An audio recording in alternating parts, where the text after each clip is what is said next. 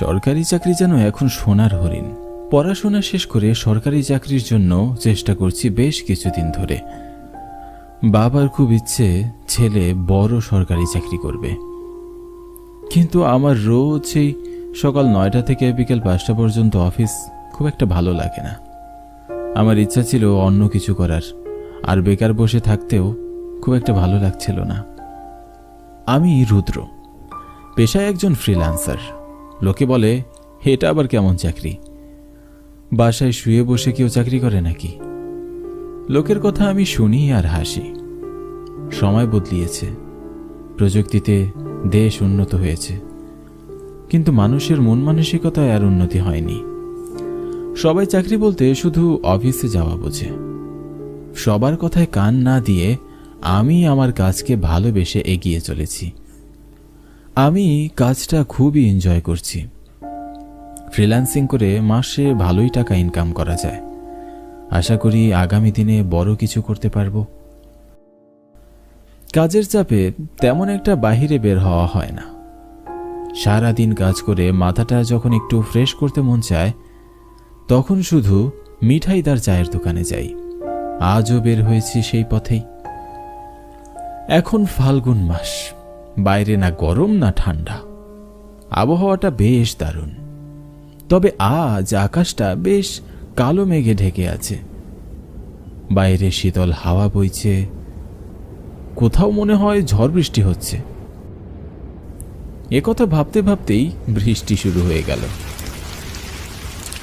আমি দৌড়ে মিঠাইদার চায়ের দোকানে ঢুকে পড়লাম। দোকানে বেশ ভিড়। পাড়ার সব বড় ভাইয়েরা একে একে সবাই এসে এখানে গল্প গুজবে মেতে উঠেছে।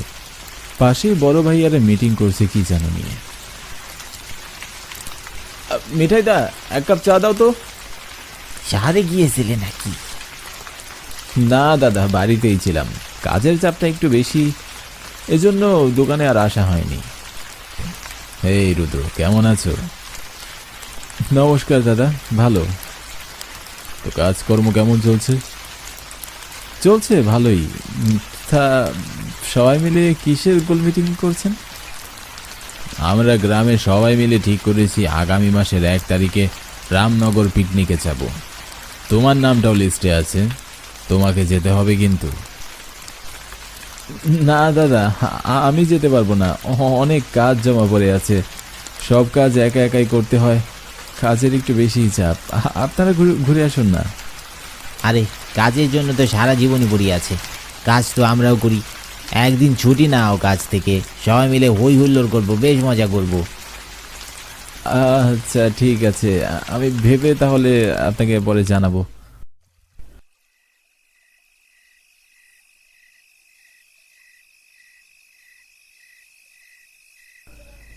প্রিয়াঙ্কা আমার এক্স গার্লফ্রেন্ড। কলেজ লাইফ থেকে আমাদের পরিচয়, ভালোই চলছিল সব কিছু। হঠাৎ করে ওর পরিবার অন্য জায়গায় ওর বিয়ে ঠিক করে ফেলে। যোগাযোগ বন্ধ হয়ে যায়। পরে জানতে পারি বিয়ে হয়ে গেছে ওর। প্রিয়াঙ্কার সাথে ব্রেকআপ হলো আজ প্রায় 1 মাস হবে। ব্রেকআপের পর বেশ কিছুদিন ডিপ্রেশনে ছিলাম। সারাদিন ঘরে থেকেছি, কোনো কাজ করা হয়নি। অনেক কাজ জমা পড়ে আছে। আমার একটু নিজেকেও রিফ্রেশ করা দরকার। গ্রামের সবাই মিলে পিকনিকে যাচ্ছে, আমি যাব কি না তা নিয়ে বেশ ভাবনায় পড়ে গেলাম। অনেক ভেবে তারপর সিদ্ধান্ত নিলাম, ঠিক আছে যাব। কাজের মাঝখানে নিজের জন্য একটু সময় বের করা দরকার। কাজ করার সময় তো জীবনে অনেক পাবো। তাই পরের দিন আবার মিঠাইদার চায়ের দোকানে গেলাম বড় ভাইদের সাথে কথা বলতে। হাতে তো আর বেশি সময় নেই, আর মাত্র 1 সপ্তাহ বাকি আছে পিকনিকের। সবাই চাঁদা দিয়ে দিলে বাস ভাড়া, পিকনিকের স্পট ভাড়া, বাজার খরচ সব হিসেব করে ফেলতে হবে। দোকানে ঢুকেই দেখি সবাই মিলে পিকনিকেরই আলোচনা করছে। আমাকে দেখে সুভাষ দাদা বললেন, কি খবর রুদ্র, পিকনিকে যাচ্ছ তো? হ্যাঁ দাদা, পিকনিকে যাব, চাঁদাটাই দিতে আসলাম এখানে। ভালোই করেছিল, গ্রামে সবাই মিলে কোথাও যাওয়ার মজাই আলাদা। এর জন্যই তো ভেবে দেখলাম এরকম সুযোগ আর কখনোই হয়তো হবে না, তাই সিদ্ধান্ত নিয়ে নিলাম পিকনিকে এবার আমি যাবই। আমার জন্য একটা সিট বুকিং করে রাখুন তাহলে। এক সপ্তাহ পরে দেখতে দেখতে পিকনিকের দিন চলে আসলো। সকাল 8টার মধ্যে বাসে করে আমরা সবাই পিকনিকের উদ্দেশ্যে রওনা দিলাম। আমাদের গ্রাম থেকে 60 কিলো দূরে রামনগর পিকনিক স্পটে। বাসে জানালার পাশের সিটে বসে পথের দুপাশের সৌন্দর্য উপভোগ করতে লাগলাম। সবাই খুব আনন্দে আছে। স্পটে এসে আমরা চারিদিকে ঘুরে দেখলাম, বেশ সুন্দর মনোরম পরিবেশ। পিকনিক স্পটের পাশেই চলছিল গ্রামীণ মেলা। আমরা সবাই দল বেঁধে মেলায় ঘুরতে গেলাম। ছেলে মেয়ে, যুবক যুবতী, বৃদ্ধ বৃদ্ধা সহ সব বয়সের মানুষের বিচিত্র সমাবেশ এখানে। সবার মুখে হাসি। মেলায় অনেক কিছু আছে, আগরতলা, পুতুল নাচ, সার্কাস দল, জাদু খেলা, আরও কত কি। মেলায় অনেক রকমের মানুষের সমাগম। কেউ বিভিন্ন জিনিস কেনাকাটা করছে, কেউ কেবল ঘুরে ঘুরেই দেখছে। এই মেলা এত বড় যে ঘুরতে ঘুরতে পা ব্যথা হয়ে যায়, তাও ঘোরা শেষ হয় না আমাদের। সবাই আনন্দে হই হুল্লোড় করে কিছুটা ক্লান্ত হয়ে গেল। এই আনন্দঘন পরিবেশ ছেড়ে চলে যেতেও আর মন চাইছে না। তারপরে সবাই বাসে উঠে পড়লাম বাড়ি ফেরার উদ্দেশ্যে।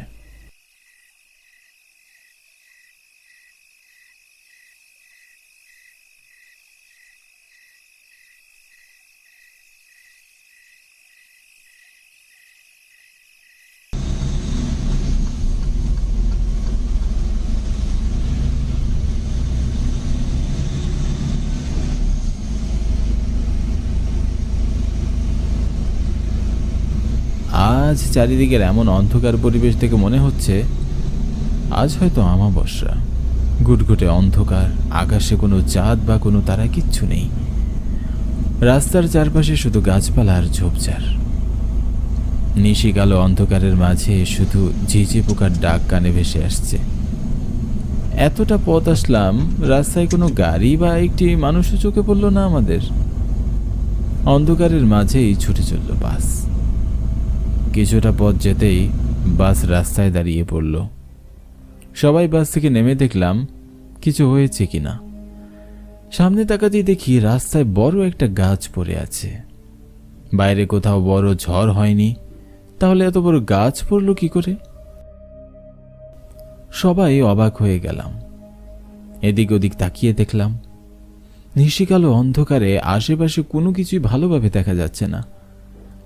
এমন সময় ঝোপঝাড় থেকে হঠাৎ করে 3 জন লোক আমাদের ঘিরে ধরল। লোকগুলোর মুখে কাপড় দিয়ে বাঁধা, হাতে অস্ত্র। আমরা সবাই গাড়ির ভিতরে চুপচাপ বসে রইলাম। ভয়ে আমাদের অবস্থা শেষ। আশেপাশে তেমন কেউ নেই যে আমাদের সাহায্য করবে। সবাই একদম চুপ করে বসে থাক, মুখ দিয়ে যেন একটিও শব্দ বের না হয়। গুলি মেরে সবার মাথার খুলি উড়িয়ে দেবো বলছি। যার কাছে যার টাকা পয়সা গহনা আছে সবাই তাড়াতাড়ি বের করে দি। ডাকাতরা অস্ত্রের মুখে আমাদেরকে জিম্মি করে বাসটাকে গহীন জঙ্গলের ভিতরে নিয়ে গেল।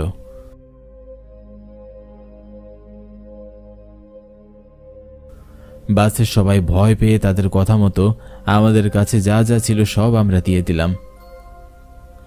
ডাকাতরা যখন আমাদের কাছ থেকে সব লুট করে নিচ্ছিল, তখন গহীন জঙ্গলের ভিতর থেকে একটা মেয়ের চিৎকারের আওয়াজ ভেসে আসলো। আমি ভাবতে লাগলাম এই জঙ্গলে আবার মেয়ের চিৎকার কোথা থেকে আসবে। ভয়ে মনে হয় মাথাটাই আর কাজ করছে না। এসব ভাবতে না ভাবতে আবার মেয়েটির চিৎকার। মেয়েটির চিৎকার শুনে ডাকাতদের সর্দার বলল, যা দেখ তো, দেখে আয় কে এমন চিৎকার করে কাঁদছে এত রাতে, আমাদের কাজের ব্যাঘাত ঘটাচ্ছে। আমি যাচ্ছি। এই বলে ডাকাতটা চলে গেল জঙ্গলে। রাত যত বাড়ছে, আধার তত ঘনীভূত হচ্ছে। আমাদের ভয়ও ক্রমশ বাড়ছে। কি সব ঘটনা ঘটছে? এসেছিলাম আনন্দ করতে, এখন দেখি জান নিয়ে বাড়ি ফেরাটাই কঠিন হয়ে পড়েছে। অনেকটা সময় অতিবাহিত হয়ে গেল। ডাকাতটা ফিরে না আসায় ডাকাতের সর্দার বলল, যা তো গিয়ে দেখ রঘু ডাকাতের কি হলো, এতক্ষণে আসলো না, জঙ্গলে মেয়েটি খুঁজতে গিয়ে হারিয়ে গেল না তো? তাড়াতাড়ি ওকে খুঁজে নিয়ে আয়।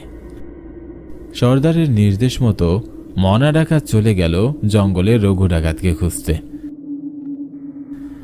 জঙ্গলের ভিতরে অন্ধকারে কিছুই দেখা যাচ্ছে না। মনা ডাকাত হাতে অস্ত্র নিয়ে খুঁজতে খুঁজতে দূর থেকে দেখে গাছের সাথে একটা লাশ ঝুলছে। কাছে যেতেই দেখে এ তো রাকেশের লাশ। লাশের চোখ দিয়ে রক্ত ঝরছে, বিভৎস চেহারা, রঘুর ঘাড় মটকানো। পাশেই একটা মেয়ে সাদা শাড়ি পরে দাঁড়িয়ে আছে, তারও ভয়ঙ্কর চেহারা। মেয়েটি হাত বাড়িয়ে মনা ডাকাতকে ধরতে যাবে, তখনই শরীরের সমস্ত শক্তি দিয়ে মনা ডাকাত ভয় পেয়ে জঙ্গল থেকে দৌড়ে বের হয়ে এলো। হাঁপাতে হাঁপাতে বাসের কাছে এসে সে দাঁড়ালো। কি ব্যাপার, একা কেন তুই? রঘু কোথায়? রঘু আর বেঁচে নেই।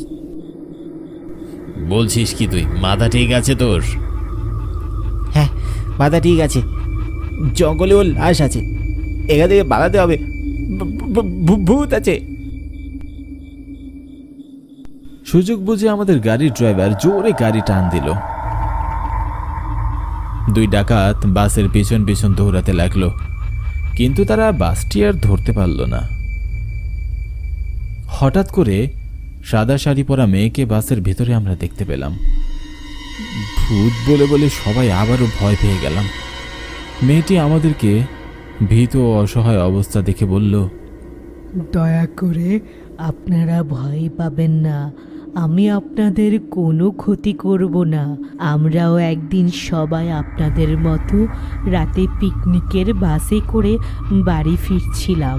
এমন সময় ডাকাতেরা আমাদের উপর হামলা করে সমস্ত লুটে নেয়। লুট করে ক্ষান্ত হয়নি, বাসের সবাইকে গুলি করে মেরে ফেলে। আমাদের লাশগুলো বাসেই পড়ে রইল, আর আমাদের আত্মা এই জঙ্গলের আশেপাশে ঘুরে বেড়ায়। যখনই কেউ এমন বিপদে পড়ে, আমরা চেষ্টা করি তাদের ডাকাতের হাত থেকে উদ্ধার করার জন্য। আমি বিমল। এই কুসুমপুর গ্রামেই আমার বাড়ি। সংসারের সচ্ছলতা আনতে লেখাপড়ার পাশাপাশি গ্রাম থেকে শহরে গিয়ে একটা অফিসে কাজ করি। অফিস শেষ করে রোজ পায়ে হেঁটেই বাড়ি ফিরি। আজ অফিসে কাজের চাপ থাকায় দেরি হলো।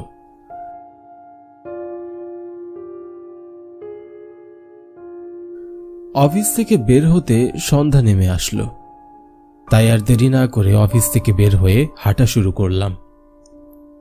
রাস্তায় বেশ অন্ধকার, তার মধ্যে আকাশটা ঘন কালো মেঘে ছেয়ে আছে। কখন যে বৃষ্টি নামে বলা যায় না। সন্ধ্যা নামতেই গ্রামের মানুষগুলো সব মুরগির মতো ঘরে ঢুকে ঘুমিয়ে পড়ে। তবে শহরে কিন্তু একদমই এর উল্টো। শহরের মানুষজন রাত হলেই আরো ঘর থেকে বাইরে বের হয়ে আসে।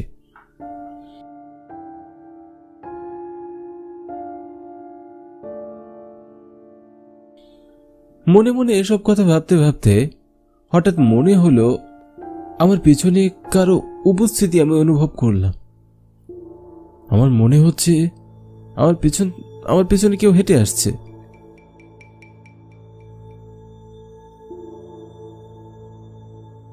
পিছনে কে সেটা দেখার জন্য আমি পিছনে ফিরলাম, কিন্তু আমার পিছনে আমি কাউকেই দেখতে পেলাম না।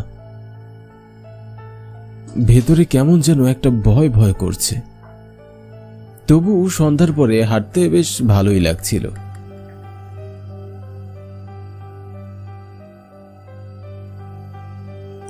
হাঁটতে হাঁটতে বেশ কিছু দূর চলে আসলাম। পথের মধ্যে আচমকা ঝিরি ঝিরি বৃষ্টি শুরু হলো। সামনে রতন কাকার চায়ের দোকান, তাই একটু বৃষ্টি জোরে আসতেই রতন কাকার চায়ের দোকানে ঢুকে পড়লাম।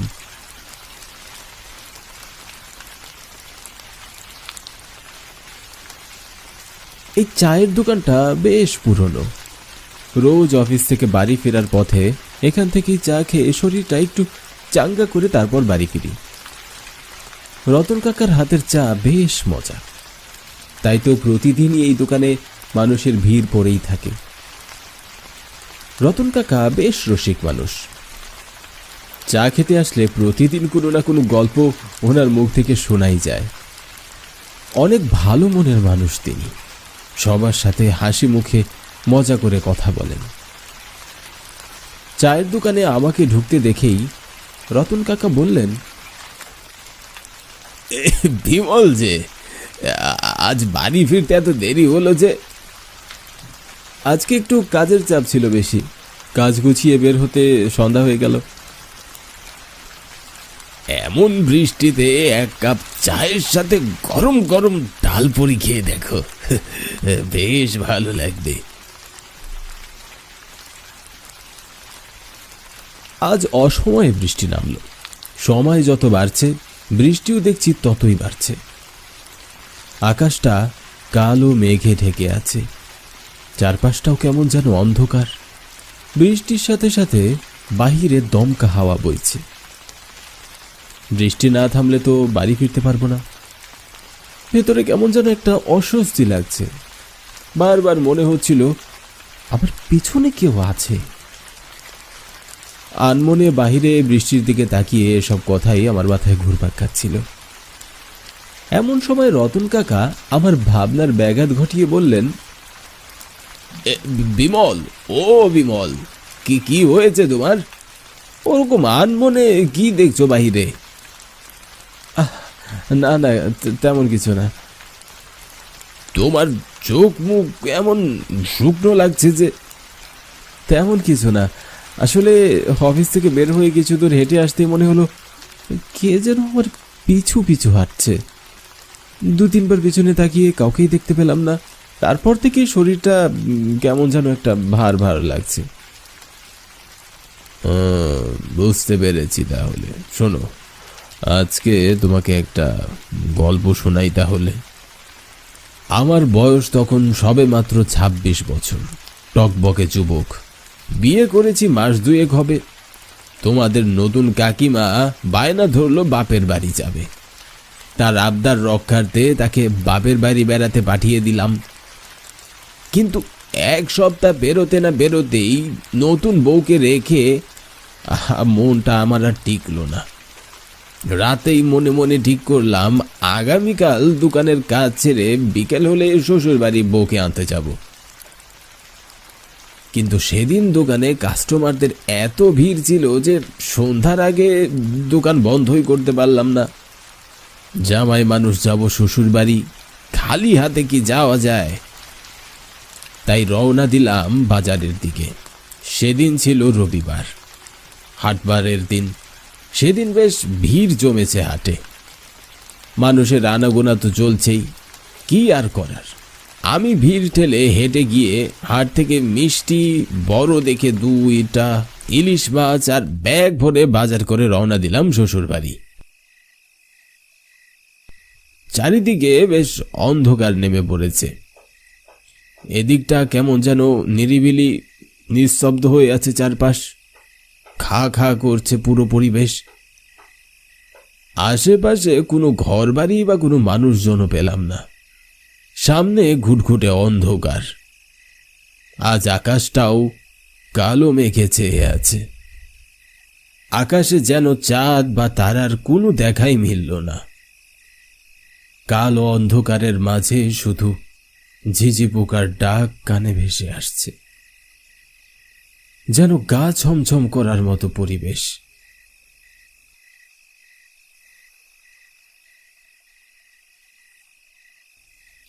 একা এ পথে ভয় করছে বিষয়টি এমন নয়, তারপরও আমি সাহস নিয়ে চারপাশ দেখছি আর হাঁটছি। হঠাৎই আকাশ গড়িয়ে বৃষ্টি শুরু হলো। বেশ বিদঘুটে একটা ব্যাপার। গা বাঁচানোর জন্য কোথায় দাঁড়াবো ভেবে আশেপাশে তাকাতেই চোখে পড়ল পুরনো পরিত্যক্ত একটা মন্দির। মন্দিরের দরজার কাছে গিয়ে দাঁড়িয়ে বৃষ্টি থামার জন্য অপেক্ষা করতে লাগলাম। প্রায় 10-15 মিনিট পেরিয়ে গেল, কিন্তু বৃষ্টি থামার কোনো নামই নেই। এদিকে আমার যেন কিছুতেই আর তর সইছিল না। এক সময় ভাবলাম বৃষ্টিতে ভিজেই শ্বশুর বাড়ি রওনা দেব। ঠিক তখনই কানে ভেসে আসলো কারো কান্নার আওয়াজ। কান্নার আওয়াজটি শুনে স্পষ্টই বুঝতে পারছিলাম এটি কোনো মেয়ের কান্নার আওয়াজ, কিন্তু আওয়াজটি আসছে কোথা থেকে সেটা অনুসন্ধান করবার জন্য চারপাশে তাকালাম, কিন্তু কোথাও কেউ নেই। আমি বেশ অবাক হলাম। এরপরে আপনা আপনি কান্নার আওয়াজটি থেমে গেল। নিজের মনের ভুল ভেবে বিষয়টিকে আর পাত্তা দিলাম না। বাড়ি যাবার জন্য দুপা সামনে এগোতেই আবার একই কান্নার আওয়াজ পেলাম। আস্তে আস্তে আরো জোরে জোরে কান্নার আওয়াজ পেলাম। দাঁড়িয়ে চিন্তা করলাম, একবার ভুল হতে পারে, তাই কি বারবার ভুল হতে পারে? হঠাৎ কেন যেন মনে হলো কান্নার আওয়াজটি মন্দিরের ভিতর থেকেই আসছে। কেন জানি মনে হচ্ছিল ভেতরে গিয়ে মেয়েটিকে সাহায্য করা প্রয়োজন, হয়তো মেয়েটি বিপদে পড়েছে। আমি ধীরে ধীরে মন্দিরের দরজাটি খুলে ভেতরে প্রবেশ করলাম। ভেতরে ঢুকতেই আচমকা আপনা আপনি দরজাটা বন্ধ হয়ে গেল। দরজাটি বন্ধ হতেই আমার ভিতরে কেমন যেন একটা ছ্যাদ করে উঠল। আমি দরজাটি খোলার চেষ্টা করলাম, কিন্তু দরজাটি কিছুতেই খুলতে পারলাম না। হঠাৎ মনোযোগটি আবার কান্নার আওয়াজের দিকে চলে গেল। আমি একটু সামনে এগিয়ে গিয়ে দেখি একটা মেয়ে মাথা নিচু করে সাদা কাপড়ে মোড়ানো লাশের সামনে বসে কাঁদছে। আমি দূর থেকে দাঁড়িয়ে মেয়েটিকে জিজ্ঞাসা করলাম, এখানে কাঁদছো কেন? কি হয়েছে তোমার? এ কথা বলতেই মেয়েটি আমার দিকে মাথা তুলে তাকালো। মেয়েটি মাথা তুলে তাকাতেই আচমকা বিদ্যুৎ চমকানো আর ঝোড়ো বাতাস হতে শুরু করলো। ঘরের ভিতরে অসংখ্য বাদুড় উড়ে বেড়াতে লাগলো, আর মন্দিরের ঘন্টাটি জোরে জোরে বাজতে শুরু করলো। মনে হচ্ছিল এখনো মৃত্যুপুরী। অন্ধকারে আমি রুমের দরজাটা খুলে বাইরে যাব, সে সাহসটা আমি হারিয়ে ফেললাম। ভয়ে ভেতরে ভেতরে কাঁপছিলাম। মেয়েটির দিকে তাকাতেই দেখি আমার দিকে এগিয়ে আসছে মেয়েটি। মেয়েটির চোখ দিয়ে রক্ত ঝরছিল, বড় বড় দাঁত, যেন কোনো রাক্ষসী। তার পোড়া চেহারা দেখলে যে কেউ ভিড়মি খেয়ে পড়ে যেতে বাধ্য। মেয়েটিকে দেখে ভয়ে আমার শ্বাস প্রশ্বাস বন্ধ হয়ে আসছিল। আমি যে চিৎকার করব এরকম কোনো শক্তি আমার ভিতরে আর বাকি ছিল না। মেয়েটি রক্ত মাখা মুখে হাসতে লাগলো। এখানে কেন এসেছিস? আমাদের ধরতে পারবি না তুই। এখানে যে আসে সে আর ফিরে যেতে পারে না। আমি ভয়ে চেঁচিয়ে উঠলাম, বাঁচাও, আমি তো তোমার কোনো ক্ষতি করিনি, আমাকে বেরো না। আমার কথাতে মেয়েটি আরো জোরে জোরে হাসতে লাগলো। আমি ভয়ে চিৎকার করতে লাগলাম, কে আছো? বাঁচাও, আমাকে বাঁচাও।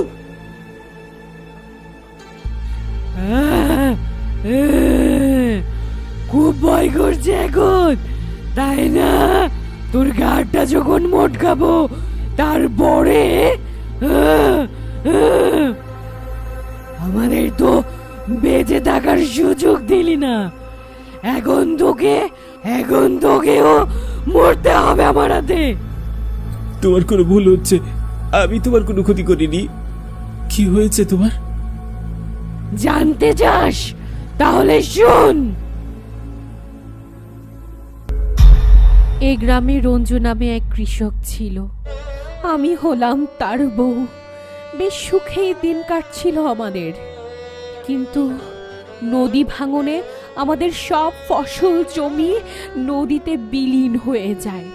তারপর অনেক কষ্টে খেয়ে না খেয়ে দিনের পর দিন কাটতে লাগলো। একদিন জমিদারের কাছে গেলাম, তার কাছ থেকে কিছু টাকা ঋণ নিয়ে পরের জমি বর্গা নিয়ে চাষাবাদ শুরু করলাম। সেবার ভালোই ফসল ফলল, কিন্তু ফসল কাটার আগ মুহূর্তে এক রাতে শিলাবৃষ্টি হলো। শিলাবৃষ্টিতে জমির সব ফসল নষ্ট হয়ে গেল। তখন আমাদের মাথায় হাত। জমিদারের ঋণ পরিশোধ করার সময় ঘনিয়ে আসলো। একদিন জমিদার টাকা নিতে তার লোক পাঠালো। লোক আসা টের পেয়ে সেদিন আমরা দুজনে পাশের বাড়িতে লুকিয়েছিলাম। রাতে বাড়ি ফিরে দেখি আমাদের না পেয়ে বাড়িতে থাকা দুটো গরু নিয়ে যায় জমিদারের লোক। এভাবে কটা দিন কাটতে লাগলো। কিছুদিন পর আবার জমিদার দলবল নিয়ে হাজির হলো পাওনা টাকা নিতে। রঞ্জু টাকা দিতে পারবে না জানালে তারা আমাদের শেষ সম্বল ঘর বাড়ির জায়গাটুকু দখল করে নিল। আমরা তাদের হাত থেকে বাঁচতে দৌড়িয়ে মন্দিরের আশ্রয় নিলাম। মন্দিরের এই রুমে ঢুকে ভেতর থেকে দরজা আটকিয়ে দিলাম। তারপর জমিদারের লোক আমাদের খুঁজতে খুঁজতে মন্দিরের ভেতর ঢুকলো। তারা টের পেল আমরা দুজন এক রুমের ভেতর। আমাদের বের হয়ে আসতে বলল। আমরা বের হতে অপারগতা প্রকাশ করলাম। তখনই তারা দরজা ভাঙা শুরু করলো। আমরা কেউ কাউকে ছেড়ে বাঁচতে পারবো না, তাই উপায় না পেয়ে রুমের ভেতরে দুইজন আত্মহত্যা করলাম। তখন থেকেই আমাদের আত্মার বসবাস এই মন্দিরে। আর এই রুমে কেউ ঢুকলে সে আর জীবন্ত বের হতে পারে না। তোর কপাল ভালো, তোকে ছেড়ে দিলাম। এ যাত্রায় বেঁচে ফিরলি, দৌড় দিয়ে পালা এখনই এখান থেকে, না হলে তোর ঘাড় মটকে খাবো। তো বৃষ্টি তো থেমে গিয়েছে, এখন সাবধানে বাড়ি যাও, আর ভয় পেও না, তোমার কিচ্ছু হবে না।